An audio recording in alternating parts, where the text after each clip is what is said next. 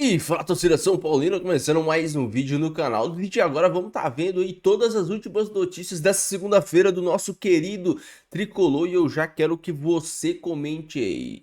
Você é a favor da saída do Luciano e do Zubeldia de ontem para hoje? Isso tomou uma força gigantesca e eu quero saber a sua opinião. Antes de mais nada, já sabe, deixa aí embaixo, deixa seu like, se inscreva no canal, ative o sininho de notificações, vídeo aqui no canal todos os dias para vocês curtirem. Vamos ver tudo que a mídia esportiva falou do Tricolor, da derrota de ontem, do futuro do São Paulo. No final do vídeo eu volto, trago a minha opinião para vocês. Créditos eleitorais, deixa na descrição, sem mais enrolação. Simbora pro vídeo. Palmeiras não fez uma grandiosa partida, mas o São Paulo possibilitou o Palmeiras de vencer o jogo. Foi no final do jogo, sim, mas o Palmeiras criou outras boas oportunidades para poder fazer outros gols. Diferente do São Paulo. O São Paulo teve duas chances com o Ferreirinha, que chutou em cima do Everton, mas foi jogada que perda de bola da defesa do Palmeiras. Eu acho que o São Paulo foi penalizado pela covardia do treinador. Eu estou vendo os dados aqui. Pode ver a posse de bola para você ver. Então, eu estou vendo a posse de bola até... No primeiro tempo. Aí tá geral. Primeiro aqui, tempo é 90%. Ficou 52-48 no geral. Mas, olha só, chutes a gol. 14-2 para o Palmeiras. Nossa. Escanteios, 10-1 para o Palmeiras. No primeiro tempo foi 57% de posse de bola. Então, aqui aí pro segundo tempo deu uma equilibradinha, mas assim, o Palmeiras teve todos os números favoráveis a ele. Como é que joga futebol sem chutar no gol? Pois é difícil, né? E nas duas vezes que o São Paulo criou alguma possibilidade, o Everton apareceu muito bem, bem colocado, esperto no lance. E o Palmeiras, a gente já está acompanhando, né, de um tempinho para cá, reconstruindo um time. O Abel Ferreira, de novo, montando um Palmeiras forte, competitivo, com peças de reposição. Saiu um, entra outro, o nível é mantido. Era isso que o Abel sempre queria. A diretoria demorou um pouquinho para fazer isso, né, para ele. Agora conseguiu, de um tempo para cá. E o timing tá bom, e tá ótimo, Supermundial, tá né? ótimo. Vai chegar voando no Supermundial. Não significa que vai chegar lá para desbancar os grandes da Europa, mas de qualquer maneira vai competir. E chegando no mata-mata, a gente não sabe, futebol tem suas peculiaridades. E ontem o resultado do jogo acabou fazendo justiça à vontade que cada um teve de ganhar o jogo. Como o Xará falou, o São Paulo simplesmente entrou para não perder. Uma postura que não condiz com a grandeza de um São Paulo quando faz um clássico contra um Palmeiras. É clássico, gente. É um contra o outro. A história mostra que nem sempre quem é melhor ou está melhor vai ganhar o clássico. Quantas e quantas vezes a gente já não viu o time em pior momento ganhar um clássico? No clássico as coisas se igualam, os times se agigantam, mas o São Paulo parece que não fez questão de se agigantar e competir num clássico. Ele se posicionou bem, marcou bem, tanto é que o Palmeiras só conseguiu fazer um gol nos acréscimos no segundo tempo, mas é muito pouco para um time que está quase na zona do rebaixamento. Não foi protagonista. De jeito nenhum, né? Isso não é o Rafael aí, o Tressoldi é um belo zagueiro aí que o São Paulo tem que ficar com ele no meio do ano. Juan Tressoldi, né? É ótimo zagueiro, ganhou a posição de titular na minha opinião. E o Palmeiras criou chances, criou possibilidades, poderia ter ganho até com um pouquinho mais de folga. Esse que é do Sassuolo, né? Exatamente. Xará, Michele, quando se elogia um zagueiro, um goleiro. Por que será, né? É porque foi feia a coisa, né, gente? É porque o ataque não funcionou. É porque o ataque não... Como é? 14 chutes a 1? 14-2 e 10 o escanteios destaque a 1. foi o goleiro, que não tomou mais meia dúzia de gol. Então, gente, num clássico, você ter só um escanteio a seu favor é um negócio meio bizarro. Michele, é o que eu tô te falando. O São Paulo tem mais time para poder jogar o que não jogou ontem. O treinador, ele engessou o time. Por isso o São Paulo perdeu. Se o São Paulo tivesse entrado de igual para igual com o Palmeiras, teria um outro resultado, porque o de São Paulo é um bom time.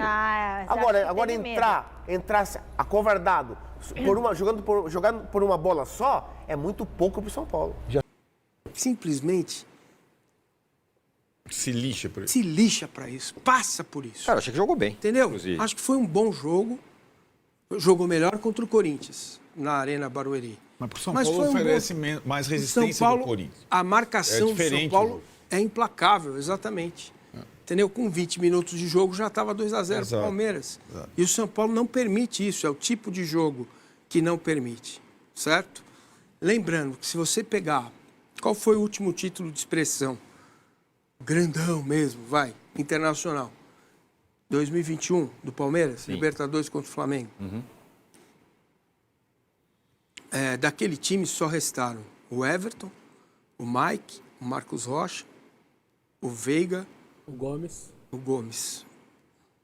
5. E o Piquerez, que estava Piquerez.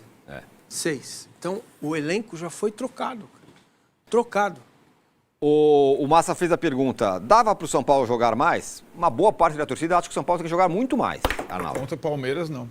É. Contra o Palmeiras, o São Paulo fez o máximo possível. Acho que a comparação é Palmeiras e Flamengo, né? Palmeiras e São Paulo. E mesmo assim, com o Flamengo, o Palmeiras está em vantagem. Detalhe que só um parênteses, Arnaldo, o João Martins, ele falou, era uma vitória importante contra um adversário direto. Não é exatamente um adversário direto. Não, acho que talvez aí a palavra, o jeito, né? O adversário direto é um clássico, ele falou, é muito difícil fazer gol nesse time. O Zubeldia não ganhou do Palmeiras. Foram 5 jogos, são 4 como visitante, só no Morumbi. O primeiro jogo do Zubeldia como técnico do São Paulo foi contra o Palmeiras no Morumbi, quando ele tinha um time mais próximo do Palmeiras. Foi o dia que ele colocou o Rames pela última vez com a camisa do São Paulo.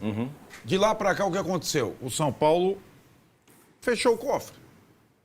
O São Paulo se enfraqueceu. O São Paulo é isso. É o São Paulo com um elenco curto. A comparação é Palmeiras e Flamengo, São Paulo e Internacional. Essa é. Onde está o Internacional no Campeonato Brasileiro? Mesmo os 9 pontos com o São Paulo. Onde está o Internacional Libertadores? Tentando se classificar. O São Paulo tem que jogar mais? Tem que jogar mais. Agora, quando tiver os seus melhores jogadores à disposição. Agora é com o Lucas e o Oscar. O São Paulo ficou 45 dias sem os dois. Para ganhar do Mirassol, do Grêmio, do Vasco. Não vai ser com o Alves e com o Ferreirão. Tem que ser com os caras, né, que agora se recuperaram. A diferença é que o Internacional está machucando os seus jogadores agora. Vai ser mais difícil para o Inter. Talvez custe a Libertadores. Na Libertadores o São Paulo está passando. Né? E bem, né? E bem. E acho que o jogo com o Palmeiras tem sido um duelo sempre de xadrez. Né?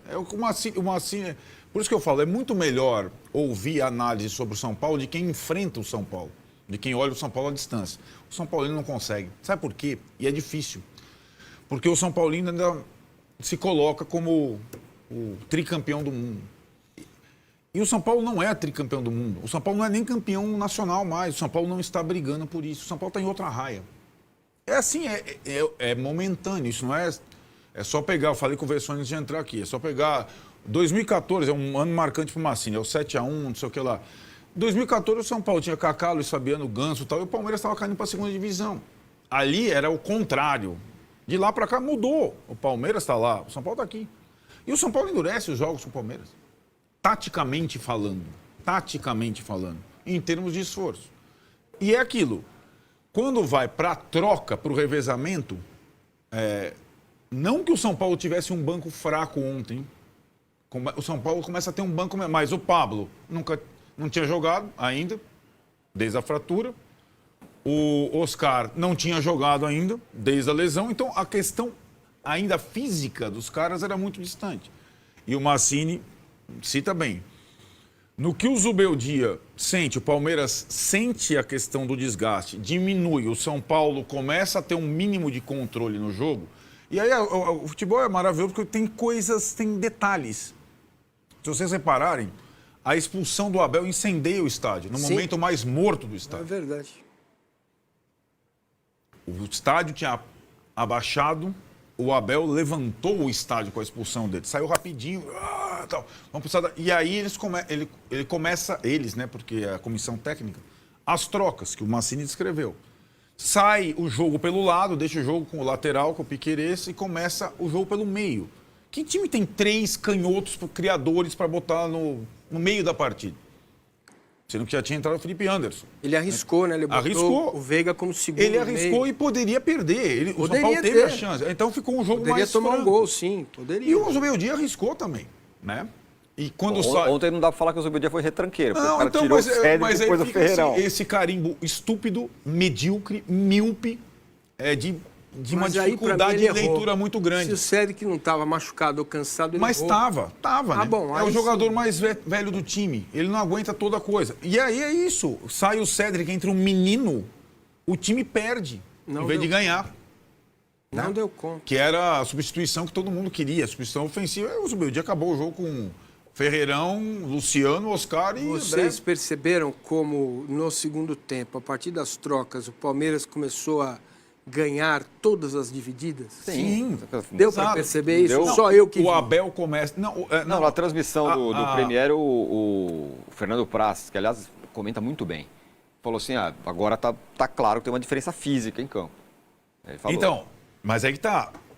O Palmeiras normalmente ganha todas as divididas, porque tem gente que olha o Palmeiras sendo apenas um time de criação, ele não é, pelo contrário. O Palmeiras ele é menos criação, ainda mais por conta das condições do campo.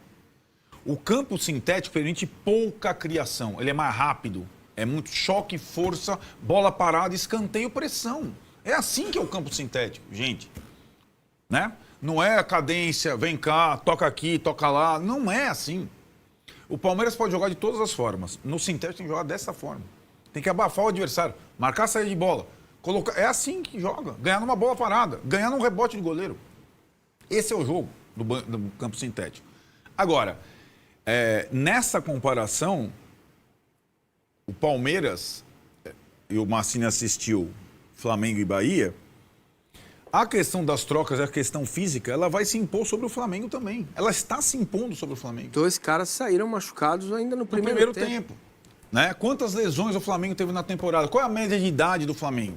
Qual a questão de Arrascaeta? Agora o Felipe Luiz vai começar a Arrascaeta ou o Pedro, você vai ver. Nos jogos fora de casa, porque não dá para jogar os dois, senão você não consegue marcar pressão. O futebol é físico, gente. Não tem segredo. E o Palmeiras, milionário, montou um time físico. O melhor time possível para jogar uma temporada em 5 campeonatos ao mesmo tempo. É simples. É simples.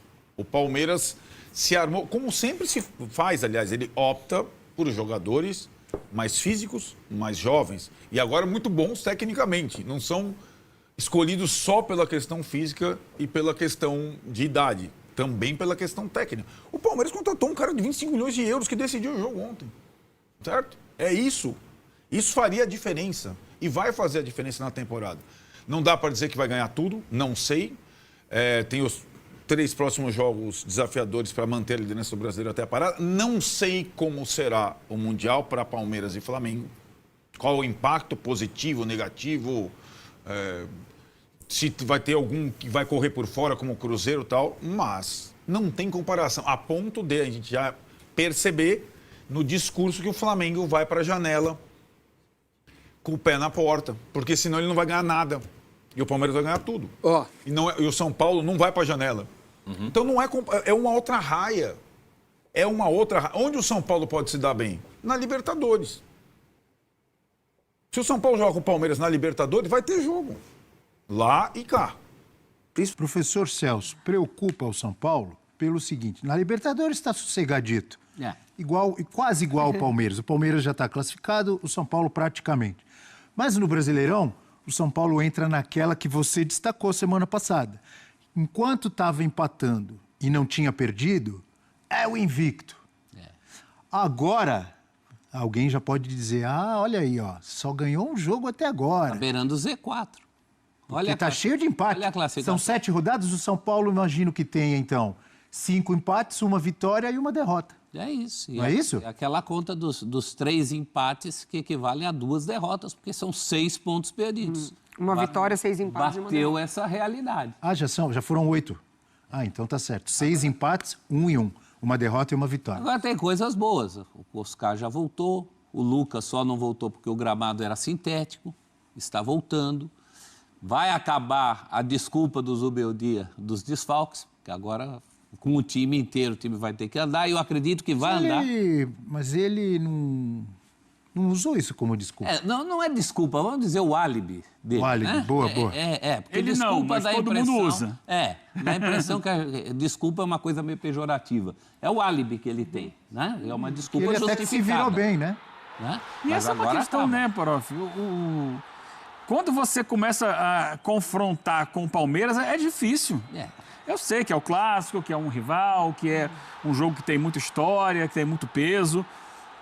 Mas, assim, o São Paulo está fazendo, dentro das suas possibilidades, uma boa Libertadores, um brasileiro em que até então não tinha perdido, embora tenha empatado muito, mas é um time que está jogando, que está buscando, que está se reinventando. Agora você vai para o confronto com o Palmeiras. É um Palmeiras com um investimento muito maior. E com isso aqui que a gente está mostrando, né? Porque parece ser o... Pois é, meus amigos, mais uma vez ontem o São Paulo conseguiu ser derrotado no último lance do jogo praticamente para o Palmeiras. Isso já havia acontecido no último jogo do Palmeiras e São Paulo no Allianz Parque. E é revoltante, não sei para vocês, mas eu vejo hoje o São Paulo se tornando um time que eu não gosto. Que é um time que, tudo bem, defensivamente é muito bem montado, é um time muito seguro. São Paulo sofre muita pouca chance, mas é um time que não cria. O São Paulo, esse atual São Paulo, ele me lembra um Corinthians de alguns anos atrás aí, que não encantava e que ia ganhando seus jogos de 1-0, de meio a 0, de 1-0, jogando mal, jogando feio. E sinceramente, cara, é isso que o São Paulo vai se resumir a ser um time que quando não ganha de 1-0 empata, quando não ganha de 1-0 empata, quando não ganha de 1-0 empata. Se não errar, porque quando erra acaba perdendo os jogos. Ontem, o São Paulo defensivamente fez um jogo bem sólido. A pior parte é a gente ter que escutar a mídia enchendo o saco e valorizando o Palmeiras e esse atacante ridículo, Vitor Roque, que se não faz esse gol, está de sacanagem. Cara a cara com o Rafael, o goleiro deitado, se ele erra um gol desse. Ridículo. O jogador completamente comum, que só teve uma temporada, mais ou menos, o Atlético Paranaense. Foi pra Europa e passou vergonha, como vários outros jogadores. Ridículo. Um jogadorzinho comum. E a gente toma gol desses jogadores comuns. Ferreirinha teve chance. Não fez gol. O Oscar chutou, o goleiro defendeu. Pelo menos conseguiu chutar, né? Porque o Luciano nem dominar a bola dominou, cara. A bola do jogo caiu no pé do Luciano e nem dominar a bola ele conseguiu. Nem chutar pra gente falar assim, pô, o goleiro defendeu. Não. Ele não conseguiu dominar. E vocês têm noção que o cara ganha 800 pau por mês e não consegue dominar uma bola? É 800 mil por mês pra não dominar uma bola recebendo pra sair cara a cara com o goleiro. Ah, mas vai falar do Ferreirinha? Ah, os caras conseguiram pelo menos chutar no gol, irmão. O Ferreirinha e o Oscar, você pode reclamar que eles erraram, que o goleiro defendeu, mas eles pelo menos chutaram. O Luciano não conseguiu dominar a bola, cara. Não conseguiu dominar a bola. E tem gente que grita o nome desse cara no estádio. E aí tem gente que vai defender. Ah, mas é porque nos anos atrás aí, tudo que ele fez... A torcida só se identificou com o São Paulo, com o Luciano, porque nos anos passados o São Paulo teve times medíocres, medonhos. E o Luciano era um pouquinho acima do nível de mediocridade que o São Paulo tinha. Elis e companhia. Tanto é que todas as vezes que chegaram jogadores qualificados, o Luciano pegou banco. O Rigoni chegou, jogou pra caralho, banco. O Lucas, quando chegou na Copa do Brasil, é o Lucas, banco. Hoje, ele tá pegando banco pro moleque da base. Ele pega banco pro moleque da base. Ferreirinha, pro Ferreira, pro Matheus Alves. Pra vocês verem como medíocre é esse jogador. Que claramente já acabou o ciclo dele no São Paulo há muito tempo. Ele não consegue mais desempenhar em alto nível. Ele não consegue mais ser relevante para o time de São Paulo. Porque a principal qualidade dele é ser um bom finalizador. E ele não tá conseguindo dominar a bola para fazer o gol. Mas isso também não tira a culpa do Zubeldia. Aí a gente vai para a parte correta da análise. São Paulo tá passando por um problema sério financeiro, o Zubeldia tá se adequando, o time não tem elenco, beleza. Concordo plenamente, mas sinceramente, o Diniz, e aqui não é saudades do Diniz, é só comparação. O Diniz fez subiu um bocado de moleque da base, Gabriel Sara, Brenner, Nestor e companhia, fez esses moleques jogarem. O Dorival, ele tinha o todo-poderoso Rodrigo Nestor, o Wellington Rato, Michel Araújo, Erisson, David. Tinha esses caras. E o time jogava um futebol minimamente agradável em algumas partidas. Fora de casa era um Deus nos acuda, mas fazia jogos interessantes. Alguns jogos interessantes. Qual é o jogo interessante? Qual para você foi o jogo interessante do São Paulo? Mesmo nos jogos contra, por exemplo, o Alianza Lima lá no Peru, é aquele jogo lento. É um jogo. Os jogos do São Paulo são jogos chatos de assistir. Isso é uma verdade. E infelizmente eu acho que o São Paulo vai se resumir a isso. Enquanto o Zubeldia estiver no comando técnico do São Paulo, os jogos do São Paulo vão ser jogos chatos e o São Paulo vai se resumir a ser o time do 1-0. Se me agrada, se te agrada. Mas o São Paulo vai se resumir a ser o time do 1-0. Ganhou de 1-0 a goleada. Até quando? Não sei. Mas um time minimamente envolvente, um time minimamente legal de assistir, isso nós não vamos ter. Deixa sua opinião, deixa seu comentário, não esqueça de deixar o seu like aí e se inscrever no canal, beleza? Fique com Deus, até o próximo vídeo e valeu.